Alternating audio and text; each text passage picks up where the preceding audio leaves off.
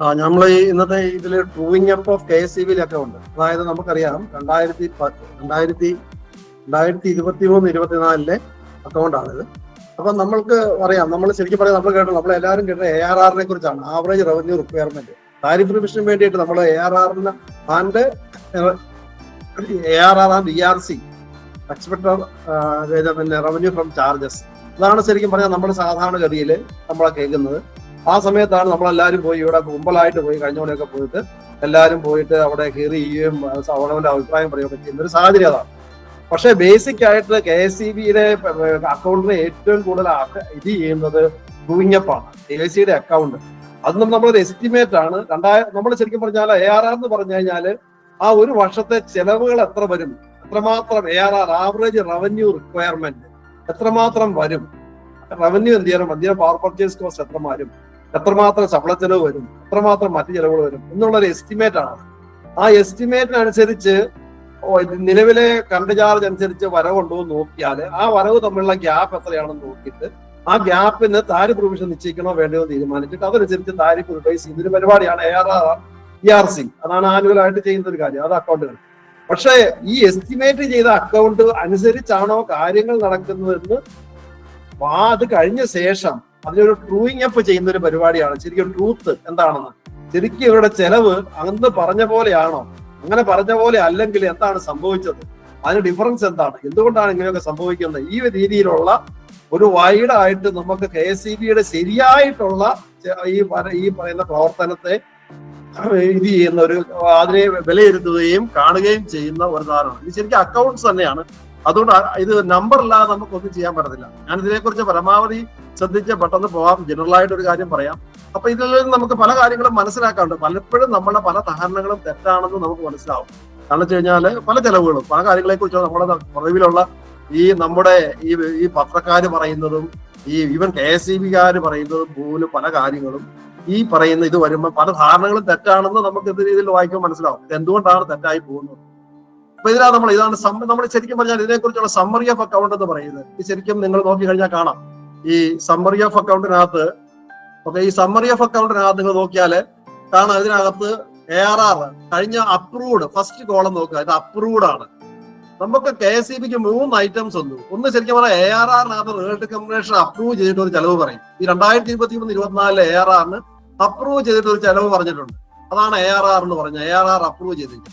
ആ അപ്രൂവ് ചെയ്ത കോളത്തിനകത്ത് അതിനകത്ത് വരുന്ന ചെലവുകള് non tariff income, net ARR, expected revenue from charges, ഇത് തമ്മിലുള്ള ഗ്യാപ്പ്. അന്ന് പറഞ്ഞ ഗ്യാപ്പ് അനുസരിച്ച് 2939 കോടി രൂപയുടെ ഗ്യാപ്പ് വെച്ചുകൊണ്ടാണ് ഇത് നമ്മൾ ചെയ്തിരിക്കുന്നത്. എന്ന് പറഞ്ഞാല് ഈ ഗ്യാപ്പ് അന്ന് പറയുമ്പോൾ തന്നെ ഈ 2900 കോടി രൂപയോളം നമ്മള് താരിഫിലേക്ക് റിഫ്ലക്ട് ചെയ്തില്ല എന്നാണ് അർത്ഥം. അവർ അപ്രൂവ് ചെയ്തതിന്റെ ഈ 3000 കോടി രൂപയോളം, ഏകദേശം 2900 കോടി രൂപയോളം താരിഫിലേക്ക് റിഫ്ലക്ട് ചെയ്തില്ല. അതുകൊണ്ട് താരിഫ് റൈസ് ഉണ്ടായില്ല. അതിനുശേഷം നമ്മുടെ ആ വർഷത്തെ അക്കൗണ്ട് ഓഡിറ്റിന് കൊടുത്തു. ഓഡിറ്റുകാര് അത് ഓഡിറ്റ് ചെയ്തു. അത് ഞാൻ പറയാലോ, ഒരു കമ്പനിയെ സംബന്ധിച്ച് കമ്പനി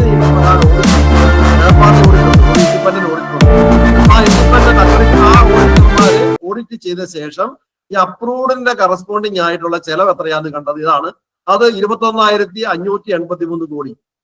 അതിനുശേഷം ഇങ്ങനെ ഈ ചെലവാണ് അവർ ഓഡിറ്റുകാർ കണ്ടത്. അതിനകത്ത് നോൺ താരിഫ് ഈ നേരത്തെക്കാളും കൂടുതലാണ് ചെലവ് വന്നിരിക്കുന്നത്. അതുപോലെ തന്നെ ഇൻകം കൂടുതൽ വന്നിട്ടുണ്ട്. അതുപോലെ ERC നോക്കിയാൽ ഇതും വളരെ കൂടുതൽ വന്നിട്ടുണ്ട്. നമുക്കറിയാമല്ലോ, അതിനകത്ത് വളരെ കൂടുതൽ. അപ്പൊ ചെലവ് കൂടി, ഇൻകം കൂടി, അതോടൊപ്പം ചെലവ് കൂടിയിട്ടുണ്ട്. ഇത് രണ്ടും ഇതിനകത്ത് കാണാം. പക്ഷെ ഇതിനകത്ത് ട്രൂയിങ് അപ്പ് ചോദിക്കുമ്പോൾ ഇതുമായിട്ടൊരു ബന്ധമില്ല. ട്രൂയിങ് അപ്പ് ചോദിക്കുന്നത് ഇത് 24,000 കോടി രൂപയാണ് ചോദിക്കുന്നത്. അതോടൊപ്പം തന്നെ നോൺ താരിഫ് ഇൻകം എന്ന് പറയുന്നത് ഈ പറയുന്നതുമായിട്ടുള്ള വ്യത്യാസം കാണാം. അവരെ ആ പറയുന്നതിനകത്ത് ഇതിനകത്ത് ഇത് തമ്മിൽ എന്തുകൊണ്ടാണ് വ്യത്യാസം എന്ന് എനിക്ക് മനസ്സിലായിട്ടുമില്ല. എന്തുകൊണ്ടാണ് ഈ വ്യത്യാസം? ഞാൻ ഈ പറയുന്നതിന്റെ കാരണം ഈ കോളം ഞാൻ തന്നെ എഴുതിയതാണ് കേട്ടോ. ഈ കോളം ഞാൻ കമന്റ് ആയിട്ട് എഴുതിയതാണ്. അപ്പൊ ശരിക്കും പറഞ്ഞാൽ എന്തുകൊണ്ടാണ് ട്രൂയിങ് അപ്പ് ഇത് തമ്മിൽ ഇതുമാത്രം 538 കോടിയുടെ വ്യത്യാസം? അതേപോലെ തന്നെ ഈ നോൺ താരിഫ് ഇൻകമും അത് ഓഡിറ്റഡ് റിപ്പോർട്ടിനേക്കാൾ ഡിഫറന്റ് ആയിട്ടാണ് അവർ ചോദിക്കുന്നത്. പിന്നെ നെറ്റ് ARR വരുമ്പോഴും അവിടെയും വ്യത്യാസം. ഇതെല്ലാം കൂടെ കൂടി ശരിക്കും പറഞ്ഞു കഴിഞ്ഞാൽ ഒന്നെങ്കിൽ ഓഡിറ്റഡ് റിപ്പോർട്ട് അവർ അംഗീകരിക്കുകയാണെങ്കിൽ ഓഡിറ്റർ അനുസരിച്ചല്ലേ ട്രൂയിങ് അപ്പ് പോകേണ്ടത്. അപ്പൊ ഇതുപോലുള്ള കാര്യങ്ങൾ ഇങ്ങനെയാണ് ഇവിടുത്തെ കണക്ക് പോകണമെന്നാണ് നമ്മൾ മനസ്സിലാക്കേണ്ടത്. എന്തുകൊണ്ടാണ് അത് പോകണമെന്ന് നമ്മൾ ഫർദർ അതായിട്ട് നോക്കുമ്പോൾ കാണാൻ മനസ്സിലാക്കും. അപ്പൊ നമുക്ക് അപ്രൂവ്ഡും ഓഡിറ്റും ആയിട്ട് വന്നിട്ട് ഈ ഓഡിറ്റഡ് ആക്ച്വൽ ആണെന്ന് വിചാരിക്കും. ശരിക്കുള്ള ആക്ച്വൽ ആണെങ്കിൽ ആ ആക്ച്വൽ അനുസരിച്ചാണ് അവർ ചോദിക്കേണ്ടത്. പക്ഷെ അതനുസരിച്ച് ചോദിക്കുന്നില്ല. അപ്പൊ അങ്ങനെ ഒരു ഇതിനകത്ത് കാണുന്നുണ്ട്. അപ്പം ആ ഒരു രീതിയിൽ അതിനെ നോക്കി കഴിയുമ്പം ഇവര് പറയുന്ന difference between audited account difference ഉണ്ട്. അപ്പൊ ഇതിന് ആ ഡിഫറൻസ് നമ്മൾ എന്തുകൊണ്ടാണെന്ന് ചോദിച്ചു കഴിഞ്ഞാൽ ഇവർ പറയുന്ന എക്സ്പ്രഷൻ ഇതാണ്: principles of methods adopted in annual accounts and same prescribed in the tariff regulation വ്യത്യാസമുണ്ട്. അതെന്താ വ്യത്യാസം നമുക്ക് മനസ്സിലാക്കാം. എന്ന് വെച്ചാൽ അക്കൗണ്ടിങ് ഓഡിറ്റിംഗ് മെത്തോഡോളജി ഓഫ് ഓഡിറ്റിലും ഇവരുടെ റെഗുലേറ്ററി കമ്മീഷന്റെ അപ്രൂവലും തമ്മിലുള്ള വ്യത്യാസമാണ് ഇവർ പറയുന്ന കാരണം. ആ വ്യത്യാസം എന്താണെന്ന് നമുക്ക് മനസ്സിലാക്കാം. അപ്പോൾ അത് എന്താണ് ഇതിന്റെ മനസ്സിലാക്കുമ്പോഴുള്ളൂ നമുക്ക് ഇതിന് കൂടുതൽ കാര്യങ്ങൾ മനസ്സിലാവും. ഇതൊരു ഒരു കണക്ക് തന്നെയാണ്.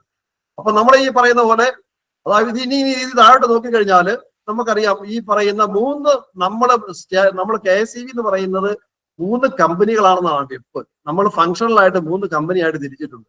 ഒന്ന് strategic business unit generation, strategic business unit transmission, strategic business unit distribution.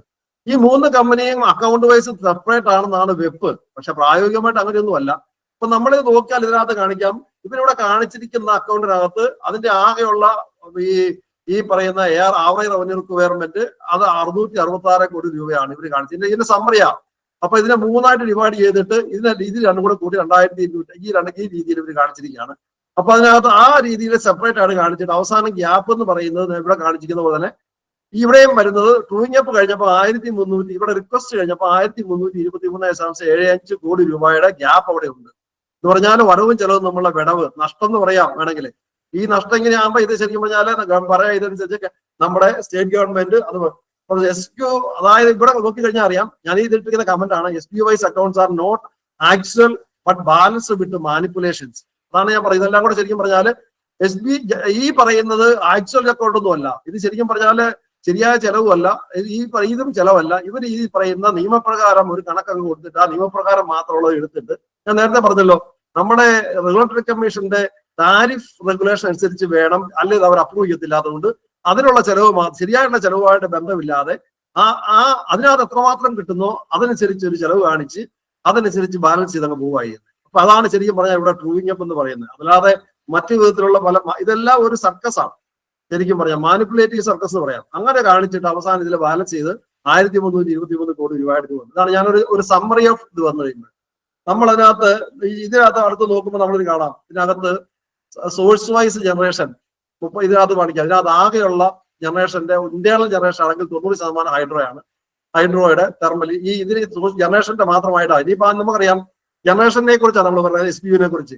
അതിനുശേഷം ട്രാൻസ്മിഷൻ, പിന്നെ ഡിസ്ട്രിബ്യൂഷൻ, ഇങ്ങനെയാണ് വരുന്നത്.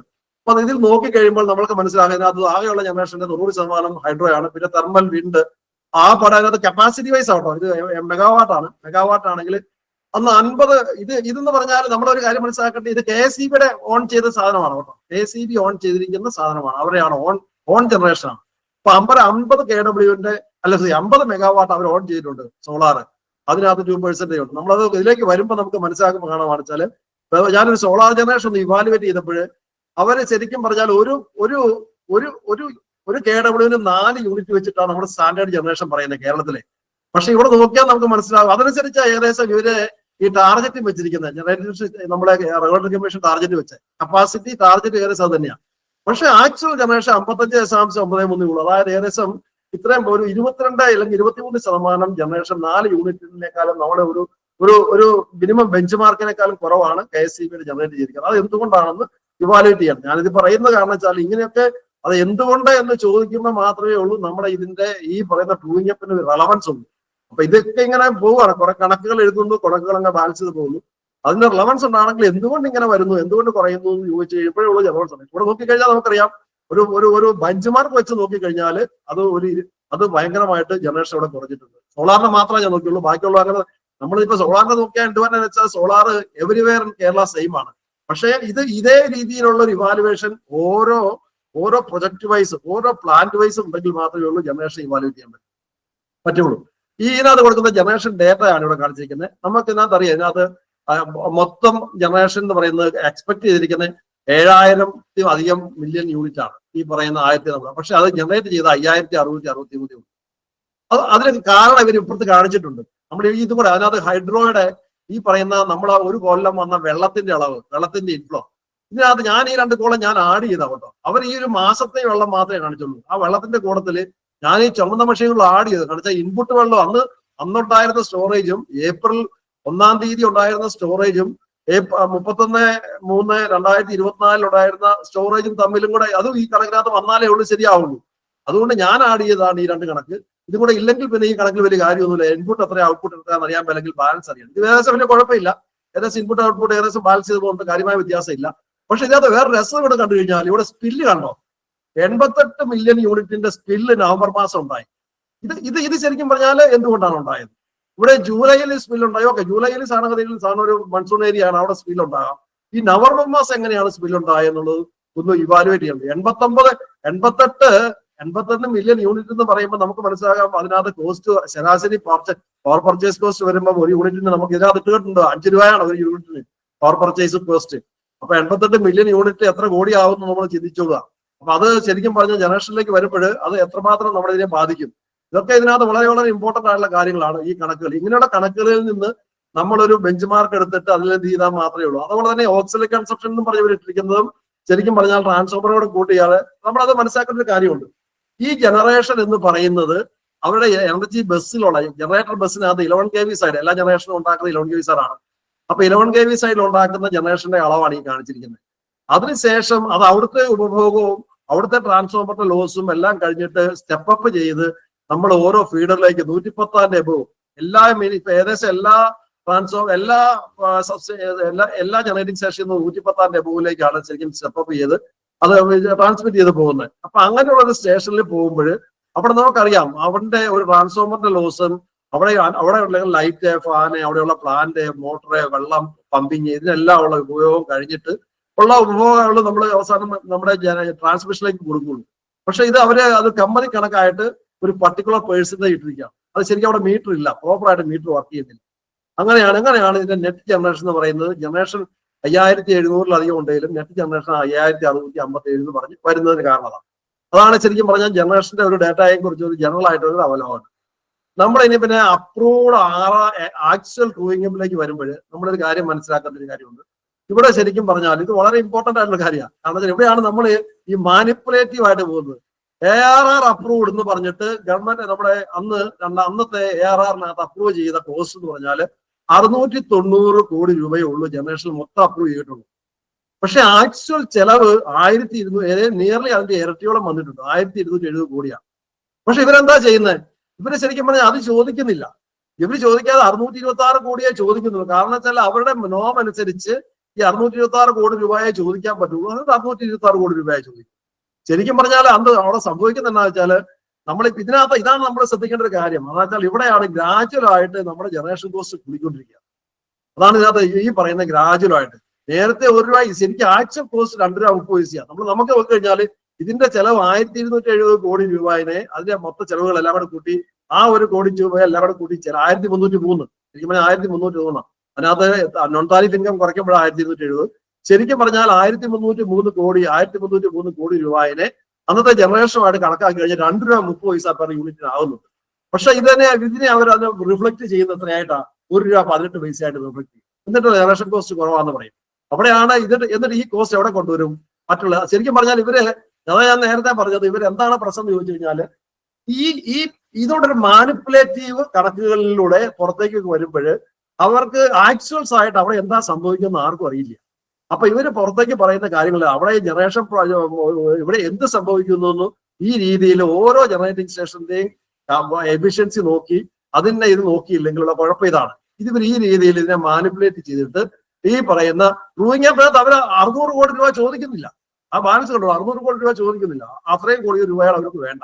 അപ്പൊ ബാലൻസിന് മതി അവർക്ക്. അപ്പൊ അതാണ് ശരി കളയുന്നത്. അതിനകത്ത് ഇവിടെയാണ് ജനറേഷന്റെ എങ്ങനെയാണ് അവരതിനകത്ത് ആക്ച്വൽ എക്സ്പെൻസ് അല്ല, ആക്ച്വൽ എക്സ്പെൻസ് അവർ കാണിച്ചിരിക്കുന്ന പോലും അതിന്റെ പകുതി കൂടി ചോദിച്ചിട്ട് ചെയ്യുന്നില്ല. അതാണ് ഇവിടെ ഒരു മാനിപ്പുലേഷൻ അവിടെ ഉണ്ട്. ഇനി അടുത്തത് ഈ പറയുന്ന നോമേറ്റീവ് O&M കോസ്റ്റ്.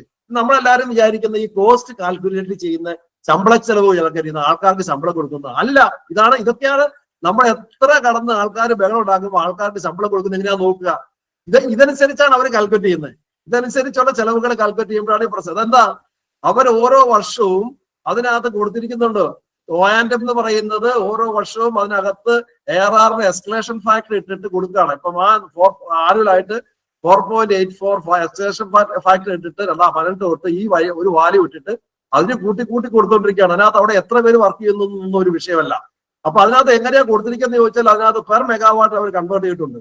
അതാണ് അതിന്റെ ഓയാമോരം കോസ്റ്റ്. പെർ മെഗാവാട്ടിലേക്ക് കൺവേർട്ട് ചെയ്തിട്ട് ആ പെർ മെഗാവാട്ട് പ്രകാരം അതിന്റെ ഓയാമോരം കോസ്റ്റ് എടുത്തിട്ട് അതുപോലെ തന്നെ 5 മെഗാവാട്ട് താഴെയുള്ളതിനും 5 മെഗാവാട്ട് കൂടുതലുള്ളതിനും അതുപോലെ ഉണ്ടാക്കിയിട്ട് അങ്ങനെയാണ് ശരിക്കും പറഞ്ഞാൽ ഓയാൻഡം ഡേറ്റ ഉണ്ടാക്കുന്നത്. അങ്ങനെ ആ ഓയാൻഡം ഡേറ്റനെ അങ്ങനെ ചെയ്യുമ്പോൾ ആ വിലയിലേക്കാണ് അവർ ശരിക്കും പറഞ്ഞാൽ കോസ്റ്റ് ഓയാൻഡം കോസ്റ്റ് കൊണ്ടുവരുന്നത്. അല്ലാതെ അവിടുത്തെ ആക്ച്വൽ ആയിട്ടുള്ള ഇത് വെച്ചിട്ടല്ല. എന്നിട്ട് അതിനെ ഡ്രോയിങ് അപ്പ് ചെയ്യായിരുന്നു. അതുകൊണ്ട് ആർക്കും ഒരു തെറ്റുമില്ല. റെഗുലേറ്ററി കമ്മീഷൻ ഒന്നും പറയാനില്ല. റെഗുലേറ്ററി കമ്മീഷൻ നിയമം അനുസരിച്ചുള്ളതേ അവർ ക്ലെയിം ചെയ്യുന്നുള്ളൂ. അതുകൊണ്ട് പറ്റുന്ന എന്താന്ന് വെച്ചാൽ ഇതെല്ലാം എന്നാ പറയണേ, രോഗി ഇച്ഛിച്ചതും വൈദ്യം കൽപ്പിച്ചെന്ന് പറഞ്ഞ പോലെയാണ്. അവർ രണ്ടുപേരും കൂടെ ഒത്ത് ഒരു കണക്കുണ്ടാക്കി തരുന്നു, അത്രേ ഉള്ളൂ. ആ കണക്കാണ് ഇവിടെ വരുന്നത്. അപ്പൊ നമ്മൾ വിചാരിക്കുന്ന പോലെ അവിടെ ശമ്പള ചെലവോ അവിടെ പ്ലാന്റിന്റെ എഫിഷ്യൻസി ഒന്നും ഉള്ള വിഷയമല്ല. ഒരു കണക്കുണ്ടാക്കുന്നു, ആ കണക്കിനനുസരിച്ച് രണ്ടുപേരും ഒക്കുന്നു, ആ ഒക്കുന്ന കണക്കാണെങ്കിൽ ഇത് തരുന്നു. അങ്ങനെയാണ് ഇവിടെ കോസ്റ്റ് കണക്കാക്കുന്നത്. അപ്പൊ നമ്മൾ ഇങ്ങനെ നോക്കിക്കഴിഞ്ഞാൽ നമുക്ക് മനസ്സിലാവും. അപ്പൊ ഇൻവെസ്റ്റ്മെന്റിന്റെ ഇതിനകത്ത് നോക്കിയാൽ നമ്മളിപ്പോ നേരത്തെ കണ്ടത് ഞാൻ പോലെ ഓയാൻഡം കോസ്റ്റിന്റെ ആ ഒരു ആസ്പെക്റ്റാണ് കണ്ടിരിക്കുന്നത്. അതിന് ഓരോ പെർ മെഗാവാട്ടിലേക്ക് അത് കൺവേർട്ട് ചെയ്ത് അതിനെ ഇങ്ങനെ ഓരോ ഇയറിലും ആ ഒരു പർട്ടിക്കുലർ പെർസെന്റേജ് കൂട്ടി അത്രയും ആയിട്ട് കൊണ്ടുവരും. അതേപോലെ തന്നെ ഓരോന്നിന്റെയും 5 മെഗാവാട്ട് താഴെയുള്ളതിനെയും അതിന്റെ ഓരോ സോളാറിനാണെങ്കിൽ എന്താ അറിയോ, ഇതിലുണ്ട് ഒരു സോളാറിന് ശരാശരി എന്താ കൊണ്ടുവരുന്നത്. സോളാർ പ്രൊജക്ടുകളാണെങ്കിൽ അതിന്റെ കപ്പാസിറ്റി ഓരോ വർഷത്തും പറഞ്ഞിട്ടുണ്ട്. അതിനകത്ത് ഓയാൻഡം കോസ്റ്റ് 2 രൂപ 55 2.55 കിലോ അതും വന്നിട്ടുണ്ട്. അതിന്റെ ഓരോന്നിന്റെ പെർ മെഗാവാട്ട് ലേക്ക് ലാക്സ് ഇവിടെയാണ് ഇത് പെർ മെഗാവാട്ട് ലാക്സ് കൊണ്ടുവരുന്നത്. ഒരു മെഗാവാട്ടിന് ഇത്രയും ലാക്സ് ഒരു വർഷം ആ രീതിയിലേക്ക് കൊണ്ടുവരിക. എന്നിട്ട് അതിന്റെ കോസ്റ്റ് കൊടുക്കുക. എന്നിട്ട് അതിലേക്കാണ് കൊടുക്കുക. അപ്പൊ നമ്മളൊരു കാര്യം മനസ്സിലാക്കേണ്ടത്, ഇവർക്ക് ആൾക്കാർ കുറച്ചാലും കൂട്ടിയാലൊന്നും നിങ്ങളുടെ ചെലവ് കൂട്ടുകയോ കൊടുക്കുകയൊന്നുമില്ല. അവിടെ അവര് ഈ പറയുന്ന കണക്കനുസരിച്ചാണ് അതിനാണ് ഓയാൻഡം കോസ്റ്റ് കറണ്ട് ചാർജിലേക്ക് വരുന്നത്. ഇവിടെ നമ്മൾ നോക്കിക്കഴിഞ്ഞാൽ ഇപ്പൊ സോളാറിന്റെ ജനറേഷൻ നമ്മളിവിടെ സോളാർ ആയതുകൊണ്ട് അനുമതി 50 മെഗാവാട്ടിന്റെ സോളാറാണ് KSEBക്ക് ഉള്ളത്. അത് ടാർഗറ്റ് വെച്ചിരിക്കുന്ന ഇതാണ്. ആക്ച്വൽ ജനറേഷൻ ഇതാണ് നേരത്തെ കാണിച്ചത്. ഇനി അതിന്റെ നോമേറ്റീവ് ഓയാമിലേക്ക് പോയി കഴിഞ്ഞാൽ യൂണിറ്റ് പെർ കോസ്റ്റ് നമ്മൾ നോക്കിക്കഴിഞ്ഞാൽ മനസ്സിലാവും. ശരിക്കും പറഞ്ഞാൽ ഇതിനനുസരിച്ച് അതിന്റെ ഇൻവെസ്റ്റ്മെന്റ് ഇത് ഞാൻ തന്നെ കാൽക്കുലേറ്റ് ആക്കിയ ഒരു സ്ലൈഡാണ്. ഇതിനകത്ത് ഓയാൻഡം കോസ്റ്റ് 255 വരുന്നുണ്ട്. അതിന്റെ നോമേറ്റീവ് ഓയാമറ്റം വന്നു കഴിഞ്ഞാൽ അതനുസരിച്ച് അതിൽ ലാക്സ് ആണ്, ലാക്സ് ആണ്. അപ്പം ഇതനുസരിച്ച് അതിന്റെ 10% ലോൺ കോസ്റ്റും ഡിപ്രീസിയേഷൻ കോസ്റ്റും ഈ 5.25 എന്ന് പറഞ്ഞാൽ 5.28 എന്ന് പറഞ്ഞാൽ ഡിപ്രീസിയേഷൻ കോസ്റ്റും പിന്നെ ടോട്ടൽ ആനുവൽ എക്സ്പെൻസ് നോക്കിക്കഴിഞ്ഞാൽ ഇതാണ് വരുന്നത്. അപ്പം ജനറേഷനിന്റെ MU എന്ന് പറഞ്ഞാൽ 55 ഇതാണ്. അപ്പൊ ശരിക്കും പറഞ്ഞാൽ ഒരു യൂണിറ്റ് KSEB ഉണ്ടാക്കിയ ഒരു യൂണിറ്റ് 4 രൂപ 89 യൂണിറ്റ് 4 രൂപ 89 പൈസ ആവുന്നുണ്ട്. ഒരു ജനറേഷന്റെ സോളാറിൽ കൂടെ ഉണ്ടാക്കിയ ഒരു യൂണിറ്റ് ആണ് നമ്മൾ മനസ്സിലാക്കുന്നത്. അപ്പം നമ്മൾ മനസ്സിലാക്കി എത്രമാത്രം കോസ്റ്റ്ലി ആണെന്ന്. സോളാർ ആണെന്ന് പറഞ്ഞിട്ട് കാര്യമില്ല, അത്രയും കോസ്റ്റ്ലി ആണ് KSEB ഉണ്ടാക്കുന്ന ഒരു യൂണിറ്റ്. 2022, 2023, 24 ഉണ്ടാക്കിയാണ്. ഇനി ഇതിലേക്ക് ട്രാൻസ്മിഷൻ ബിസിനസ് ഇതുപോലെ തന്നെയാണ്. ഇതേ രീതിയിൽ തന്നെയാണ് ട്രാൻസ്മിഷൻ ഓയാൻഡം എക്സ്പെൻസ് അറൈവ് ചെയ്യുന്നത് ഇതുപോലെ തന്നെയാണ്. ഇതിനകത്ത് നമ്മൾ നോക്കിക്കഴിഞ്ഞാൽ അപ്രൂവ്ഡ് ഓയാൻഡം എക്സ്പെൻസസ് ആണ് ഈ പറയുന്ന 582 ആക്ച്വൽ കുറവാണ് ഇവിടെ ആക്ച്വലി ഈ പറയുന്ന, പക്ഷേ അത് അതിനേക്കാളും കൂടുതൽ ചോദിച്ചിരിക്കുകയാണ്. അപ്പൊ അഗൈൻ ഇവിടെ നോക്കിയാൽ ഇവിടെ ഇൻട്രസ്റ്റ് ഏറ്റവും നമ്മുടെ ട്രാൻസ്മിഷനിലേക്ക് പോയ ഏറ്റവും വലിയ തമാശ എന്നാന്ന് വെച്ചാൽ അതിനകത്ത് ഇൻട്രസ്റ്റ് കോസ്റ്റ് വളരെ ഇമ്പോർട്ടന്റ് ആണ്. അതുകൊണ്ട് ഇട്ടാണ് ഈ പറയുന്നത്. ഇതിനകത്ത് ആകെയുള്ള ചിലവ് ഇത് മാത്രമേ ഉള്ളൂ. ബാക്കിയുള്ള കോസ്റ്റുകളൊക്കെ ഇൻട്രസ്റ്റും മറ്റുള്ള കോസ്റ്റ്. ഇൻട്രസ്റ്റ് നമ്മൾ നോക്കുക 9.83 ഇത് അപ്രൂവ് ചെയ്താണ്. ഇത് കേസ് നമ്മൾ അതുകൊണ്ട് ഞാൻ ഇവിടെ പറയാം ഇമ്പോർട്ടന്റ് ആണെന്ന് പറയുന്നത്. ഇതൊന്നും അപ്രൂവ് ചെയ്തപ്പോൾ ആരും പോയി നോക്കിയില്ല.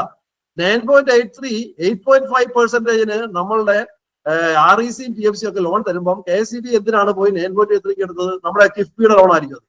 അപ്പൊ അങ്ങനെയുള്ള ലോൺ എടുത്തിട്ട് വലിയ 1% 1.5% കൂടുതൽ റേറ്റ് ലോൺ എടുത്തിട്ട് ആ റേറ്റിലേക്ക് വരികയാണ്. അപ്പൊ ഇത് ഓൾറെഡി അപ്രൂവ് ചെയ്ത് പോയി. അതുകൊണ്ട് ഇത് അപ്രൂവ് ചെയ്യാൻ പറ്റത്തില്ല. ഞാൻ തന്നെ പറഞ്ഞിട്ടുണ്ട്, ഓൾറെഡി കമ്മീഷൻ അപ്രൂവ്ഡ് ഇത്രയും crore opening normative loan of rate എന്ന് പറഞ്ഞിട്ടുണ്ട്. അപ്പൊ ഈ റേറ്റിൽ അപ്രൂവ് ചെയ്തിട്ടോ ആ സമയത്ത് അപ്രൂവ് ചെയ്ത് കഴിഞ്ഞിട്ട് പിന്നെ നമ്മൾ പറഞ്ഞിട്ട് വല്ല കാര്യമുണ്ട്. ഇപ്പൊ ഓൾറെഡി അപ്രൂവ് ചെയ്ത് കഴിഞ്ഞു. അപ്പൊ ഞാനത് പറയുന്ന ഇതേ രീതിയിൽ തന്നെയാണ് അതിനകത്ത് പോകുന്നത്. അപ്പം ട്രാൻസ്മിഷന്റെ ഇത് തന്നെയാണ്. ഈ ട്രാൻസ്മിഷന് ഇതുപോലെ പോയിട്ട് അടുത്തത് ട്രാൻസ്മിഷന്റെ ഓയാൻഡം ചാർജ് ഇതുപോലെ തന്നെ. നേരത്തെ ഞാൻ പറഞ്ഞ ഒരു ബേക്ക് ഇത്ര രൂപ, അതായത് ഓയാൻഡം bay per bay lakhs per bay 1 ലക്ഷത്തിന് ബേക്ക് 7.5 ലാക്സ് ഈ പറയുന്ന ഒരു അതായത് 7.5 ലാക്സ് 7.88 ലക്ഷമാണ് ഒരു ബേക്ക്. അതുപോലെ തന്നെ സർക്യൂട്ട് കിലോമീറ്റർ ആണെങ്കിൽ അങ്ങനെ 1.53 സർക്യൂട്ട് കിലോമീറ്റർ.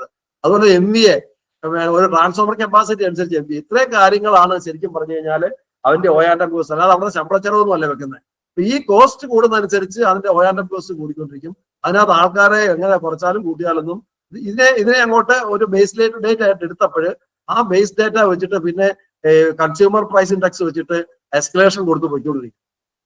അതുകൊണ്ട് നമ്മൾ പലരും വിചാരിക്കുന്ന പോലെ അവിടെ ആൾക്കാരുടെ ശമ്പളത്തിലൊന്നും അനുസരിച്ചൊന്നും അല്ല നിങ്ങളുടെ റിഫ്ലക്ട് ചെയ്യുന്നത്. ഇത് മനസ്സിലാക്കുക, ഇങ്ങനെയാണ് റിഫ്ലക്ട് ചെയ്യുന്നത്. അപ്പൊ അതിനനുസരിച്ച് 625 കോടി രൂപ റിഫ്ലക്ട് ചെയ്തു.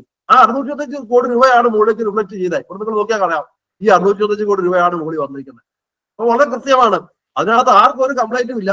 റെഗുലേറ്ററി കമ്മീഷൻ കംപ്ലൈന്റ് ചെയ്യാൻ പറയാനില്ല. കാരണം റെഗുലേറ്ററി കമ്മീഷന്റെ കണക്ക് പ്രകാരമുള്ള കാര്യം ചോദിച്ചുള്ളൂ. അതാണ് അവരുടെ പരിപാടി. കാരണം വെച്ചാൽ ഇവിടെ ഓഡിറ്റ് റിപ്പോർട്ട് അനുസരിച്ചുള്ളത് അല്ല, റെഗുലേറ്ററി കമ്മീഷൻ കണക്ക് പ്രകാരമുള്ളതാണ് വരുന്നത്. ആക്ച്വൽസ് അവിടെ എഫിഷ്യൻസി ഉണ്ടാക്കണമെന്നോ കൃത്യമായിട്ട് കാര്യങ്ങൾ ഇൻവെസ്റ്റ് ചെയ്യണമെന്നോ ഇതുപോലെ കാര്യങ്ങളല്ല പ്രശ്നം. ഇത് കണക്ക് ശരിയാക്കുക എന്നുള്ളതാണ് പ്രശ്നം. അപ്പൊ ആ രീതിയിലേക്ക് അങ്ങനെ വന്നു.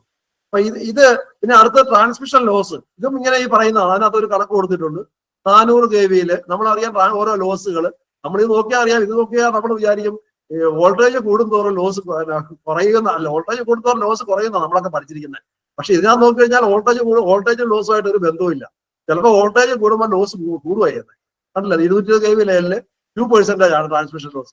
അപ്പൊ ഈ ഒരു കണക്കുകളൊക്കെ ഇതെങ്ങനെ ഉണ്ടാക്കിയിരിക്കുന്നത് വെച്ചാൽ അവര് ഈ പറയുന്ന ഡേറ്റ അവരൊരു നമ്മൾ ഈ പറയുന്ന മെഗാവാട്ടിൽ നിന്ന് ഒരു എടുക്കുമ്പോൾ അത് ശരിക്കും ലോഡ് ഫോർ സ്റ്റഡി വയ്ക്കാതെ അതിന് വേണ്ടിയിട്ട് മൈപവർ എന്ന് പറഞ്ഞ ഒരു സോഫ്റ്റ്വെയറിൽ ഇട്ട് ചെയ്യുകയാണ് ചെയ്യുന്നത്. ശരിക്കും പറഞ്ഞാൽ ആക്ച്വലി മീറ്റർ വെച്ചിട്ട് ചെയ്യണം. ആക്ച്വലി മീറ്റർ വെച്ചിട്ട് എടുക്കണം.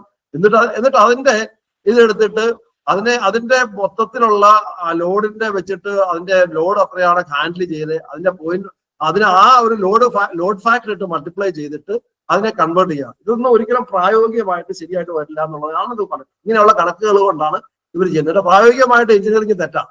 ഞാനിപ്പോൾ ഇത് ഞാൻ ഉണ്ടാക്കിയത് കേട്ടോ, അനാലിസിസ് ബൈ മീ. അപ്പൊ ഞാനിത് വെച്ചിട്ട് ശരിക്കും നിങ്ങൾ വിട്ടു നോക്കി കഴിഞ്ഞപ്പോൾ വോൾട്ടേജ് അനുസരിച്ചൊന്നും വന്നത് നല്ല ലോസ്. അതുപോലെ തന്നെ ട്രാൻസ്ഫോമർ ലോസുകൾ ഞാൻ പഠിച്ചിരിക്കുന്നതും മനസ്സിലാക്കിയിരിക്കുന്നതും ഹയർ വോൾട്ടേജ് ലെവലിലെ ട്രാൻസ്ഫോമറിന് ബെറ്റർ എഫിഷ്യൻസി ഉണ്ട്. ബിക്കോസ് അങ്ങനെയാണ് 315 kV MVA ഒക്കെ ട്രാൻസ്ഫോമർ ആണ് 400 kV ഇരിക്കുന്നത്. അതിന്റെ ലോസ് താഴോട്ട് വരുന്ന ഒരു ചെറിയ കപ്പാസിറ്റി ട്രാൻസ്ഫോമർ ആയിരിക്കും.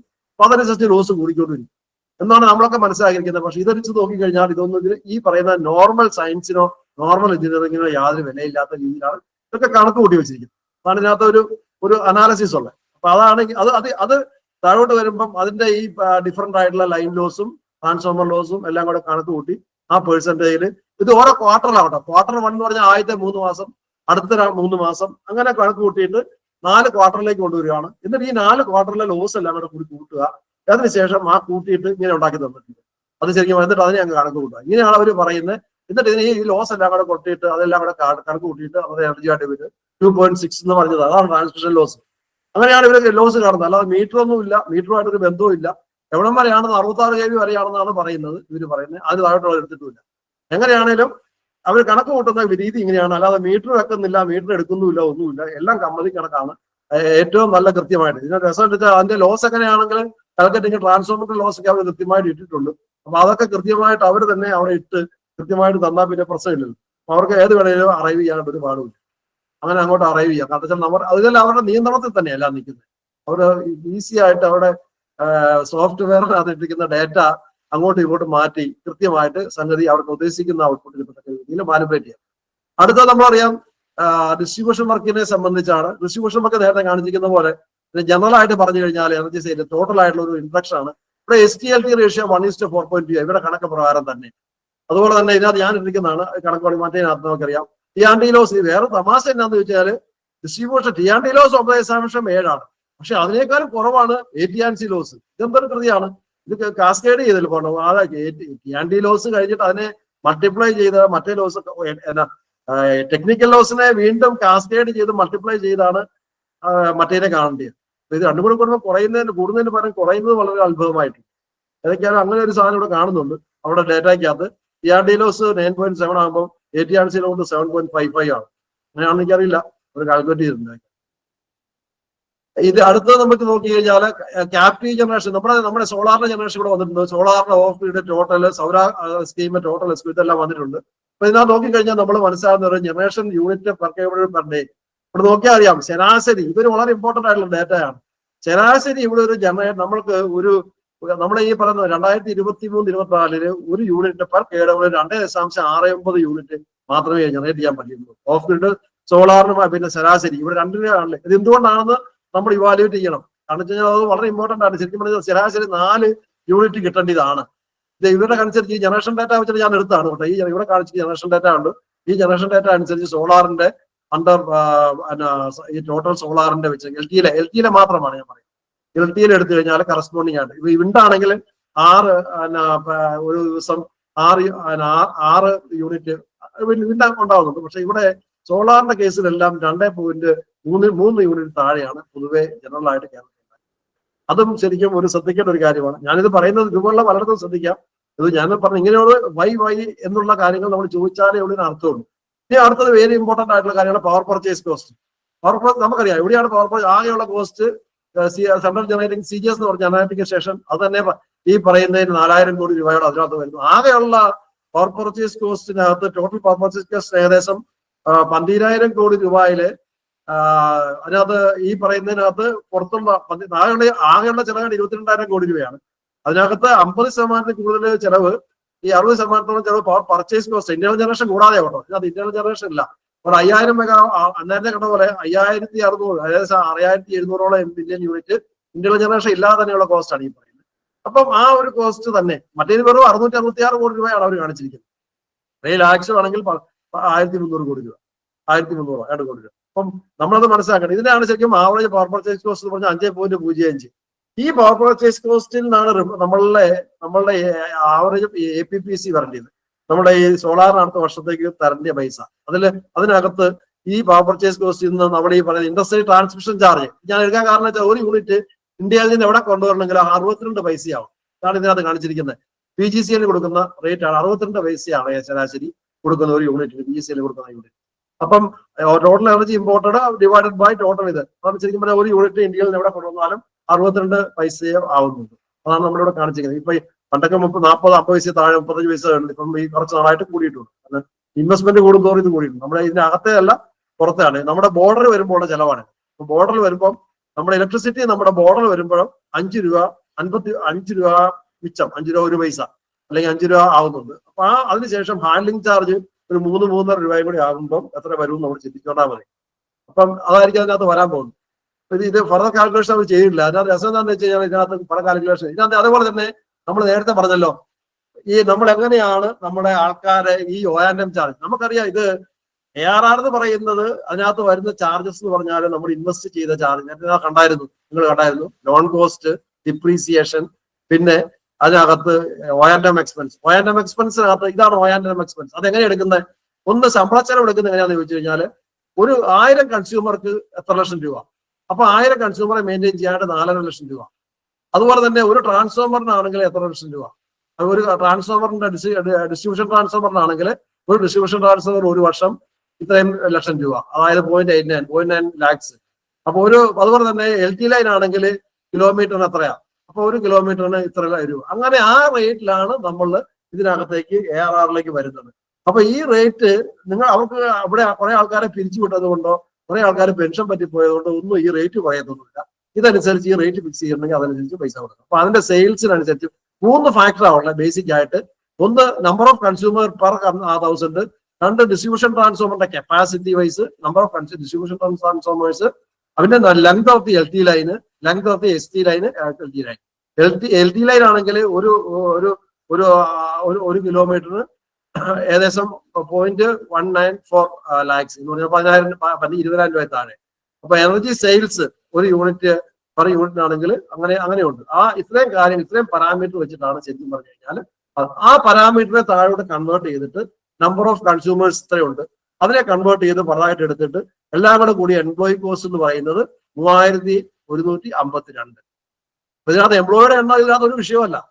പലരും ചിന്തിക്കുന്ന പോലെ എംപ്ലോയി കൊടുക്കുന്ന ശമ്പളവും ഇവിടെ വിഷയമല്ല. എംപ്ലോയിയുടെ എണ്ണവും വിഷയമല്ല, ശമ്പളവും വിഷയമല്ല. ഇതനുസരിച്ചാണ് പോകുന്നത്. അപ്പം ഇങ്ങനെയാണ് ഇതിന്. അതിന് അടുത്ത് എന്താണ് repair and maintenance. Repair and maintenance എങ്ങനെ? R&M എന്ന് പറഞ്ഞാൽ 4% of the gross fixed asset ആണ്. അപ്പൊ 631 ഇത് അത് രണ്ടും കൂടെ കൂട്ടിയ അത് 631.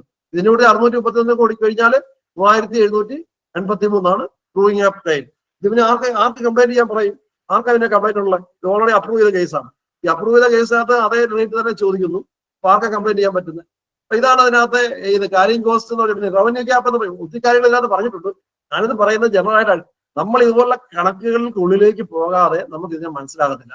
നമുക്കറിയാം റവന്യൂ ഗ്യാപ്പ് എന്ന് പറഞ്ഞാൽ 6000 ആൾക്കാർ വിചാരിക്കും ഈ നേരത്തെ റവന്യൂ ഗ്യാപ്പ് താരിഫിലേക്ക് റിഫ്ലക്ട് ചെയ്യാത്തവർ രക്ഷപ്പെടുന്നു. ഒട്ടും രക്ഷപ്പെട്ടിട്ടില്ല. നമ്മൾ ആ റവന്യൂ ഗ്യാപ്പ് വിട്ടിട്ടുണ്ടെങ്കിൽ ആ റവന്യൂ ഗ്യാപ്പിന്റെ ഇൻട്രസ്റ്റും അതിന്റെ ചെലവുകളും കാരിങ് കോസ്റ്റും എല്ലാം കൂടെ കൂടി അടുത്തതിലേക്ക് വരും. അത് ഗ്യാപ്പ് തീർന്നു കഴിഞ്ഞാൽ അതിന് ഇൻട്രസ്റ്റ് വരില്ല. അതിന് 9.5% ഇൻട്രസ്റ്റ് വായിക്കും. അറിയാമല്ലേ? അല്ല 8.52 ഇൻട്രസ്റ്റ് വെച്ചിട്ട് ആ പൈസയും കാരിങ് കോസ്റ്റ് പറഞ്ഞിട്ട് ആ പൈസയും കയറും. പിന്നെ ഈ പറയുന്ന മറ്റുള്ള കാര്യങ്ങളെല്ലാം കൂടെ ചേർത്തിട്ട് അതും കൂടെ ചേർത്ത് 321 കോടി രൂപ അവിടെയും ചേർത്തിട്ട് അതും കൂടെ നമ്മുടെ താരിഫിലേക്ക് റിഫ്ലക്ട് ചെയ്ത് വരും. അതായത് നമ്മൾ പറഞ്ഞത് കൃത്യമായിട്ട് പോയി കഴിഞ്ഞാൽ അത്രയും കാശ് കുറയും, അല്ലെങ്കിൽ അതിന് പലിശയും കൂടെ കൊടുക്കും. അത്രയേ ഉള്ളൂ. ഇപ്പം sale of revenue and approved versus actual എന്ന് പറഞ്ഞ കമ്പാരിസൺ വന്നു കഴിഞ്ഞാൽ നമുക്ക് നോക്കിക്കഴിഞ്ഞാൽ റവന്യൂ കൂടിയിട്ടുണ്ട്. റവന്യൂ നമ്മൾക്കറിയാം. ഡൊമസ്റ്റിക്കിന്റെ പോയി കഴിഞ്ഞാൽ കഴിഞ്ഞ വർഷത്തില് അവര് അപ്രൂവ് ചെയ്തതിനേക്കാളും ടാർഗറ്റ് ചെയ്തതിനേക്കാളും സെയിൽ കൂടിയിട്ടുണ്ട്. റവന്യൂ എത്രയാണ് കൂടിയിരിക്കുന്നത്? 3505 കോടി രൂപ റവന്യൂ കൂടിയിട്ടുണ്ട് ആ വർഷം. പക്ഷെ അതുപോലെ തന്നെ ചെലവും കൂടി. ഈ ചെലവും ഇതും തമ്മിൽ കൺട്രോൾ ചെയ്താൽ മാത്രമേ ഉള്ളൂ. വരവ് കൂടുന്നുണ്ട്. അതുപോലെ തന്നെ നമുക്ക് എല്ലായിടത്തും സെയിൽ കൂടിയിട്ടുണ്ട്. എല്ലായിടത്തും എക്സെപ്റ്റ് ഡൊമസ്റ്റിക് മാത്രമാണ് സെയിൽ ഡീവിയേഷൻ മൈനസ് കാണിച്ചിരിക്കുന്നത്. ബാക്കിയുള്ളിടത്തെല്ലാം സെയിൽ കൂടിയിട്ടുണ്ട്. അതിനനുസരിച്ച് റവന്യൂ കൂടിയിട്ടുണ്ട്. റവന്യൂ വളരെ 3500 കോടി രൂപ കൂടിയിട്ടുണ്ട് ഈ വർഷം. പക്ഷെ ഇതിനകത്ത് ഇങ്ങനെയാണ് ഇതിനെക്കുറിച്ച് പറയുന്നത്. നമ്മൾ ഇതിനെക്കുറിച്ച് ഒന്ന് ഇൻഡെപ്തിൽ ഇതിന്റെ കാര്യങ്ങൾ നോക്കിയാൽ നമുക്ക് ഒരു മനസ്സിലാക്കാൻ പറ്റും. അപ്പം ഡൂയിങ് അപ്പ് സമ്മറി ഡിസ്ട്രിബ്യൂഷനിലേക്ക് വരുമ്പോൾ ഇങ്ങനെയാണ് വരുന്നത്. അപ്പൊ അവസാനം ഗ്യാപ്പ് എന്ന് പറഞ്ഞത് ഇവര് ഡൂയിങ് അപ്പിനകത്ത് ഗ്യാപ്പ് എന്ന് പറഞ്ഞാൽ 1323 കോടി രൂപ.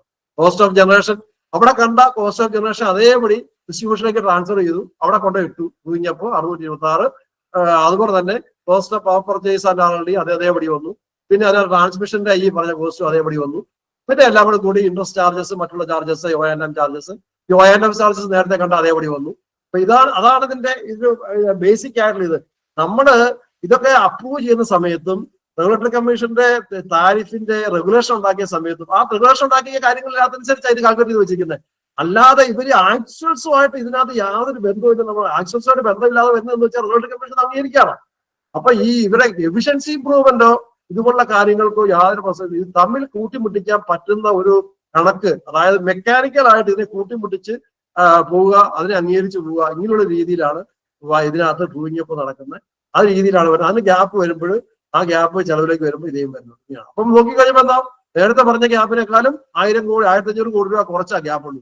അങ്ങനെ ഇപ്പൊ ശരിയല്ലേ? അന്ന് 2939 കോടി രൂപ ഗ്യാപ്പ് പറഞ്ഞപ്പോഴും ഇവർ ആവശ്യപ്പെടുന്നത് 1329 കോടി രൂപയാണ്. അപ്പൊ ഗ്യാപ്പ് കൂടെ കുറഞ്ഞു. അപ്പൊ പിന്നെ എന്താ കുഴപ്പം? അങ്ങനെയാണ്. പിന്നെ APPC കാൽക്കുലേഷനെ കുറിച്ചും കൂടെ ഒരു ഇത് പറഞ്ഞേക്കാം. APPC പറഞ്ഞാൽ ആവറേജ് പവർ പർച്ചേസ് കോസ്റ്റ്. ഇതാണ് ശരിക്കും പറഞ്ഞാൽ നമ്മുടെ സോളാറിന് ഇത് ചെയ്യുന്നത്. അതെങ്ങനെയാണ് കാൽക്കുലേറ്റ് ചെയ്യുന്നത്? കഴിഞ്ഞ തവണ ഇന്ത്യ ജനറേഷൻ കേട്ടിട്ടുണ്ട്. ശരിക്കും പറഞ്ഞു കഴിഞ്ഞാൽ CRCയുടെ ഇതനുസരിച്ച് കഴിഞ്ഞാൽ നമ്മൾ RE ജനറേഷനുകൾ ഇതിനകത്ത് ഉൾപ്പെടുത്താൻ പാടില്ല. ശരിക്കും പറഞ്ഞാൽ ഇപ്പോൾ സോളാർ നമ്മുടെ ഹൈഡ്രോ എന്ന് പറഞ്ഞ REയിൽ ഉൾപ്പെടുത്തിയിട്ടുണ്ട്. അങ്ങനെയാണെങ്കിൽ ഇന്ത്യൻ ജനറേഷൻ ഹൈഡ്രോ ജനറേഷൻ മാറ്റാം.